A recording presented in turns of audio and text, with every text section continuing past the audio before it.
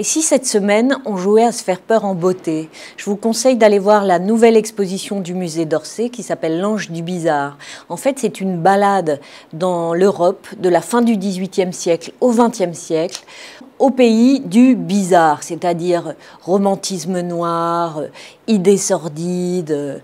Ça fait peur, c'est un grand cauchemar, mais un grand cauchemar en beauté qu'il faut absolument aller voir.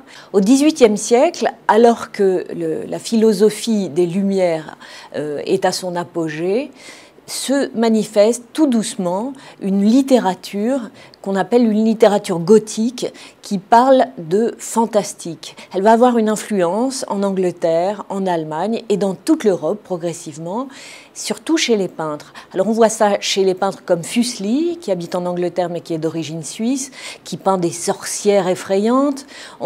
Mais on va voir ça aussi chez ceux qu'on appelle aujourd'hui les grands classiques, comme par exemple Goya, qui peint un envol de sorcières absolument impressionnant.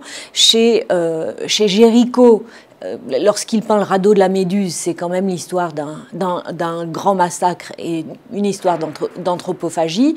Et même chez les artistes comme Pompier, comme on voit ici chez Bouguereau, qui normalement peint de jolies femmes nues et qui là peint une histoire absolument effrayante. Ça se propage partout en Europe, évidemment les romantiques allemands, avec Caspar David Friedrich qui peint cet homme face à la montagne, mais qui peint aussi la porte d'un cimetière, l'ouverture sur l'autre monde. On arrive aussi en Belgique avec les pré-surréalistes, Magritte n'a rien à leur envier, et puis il y a Munch qui se fait sucer le sang par sa maîtresse, Munch et les femmes qui sont des dangers.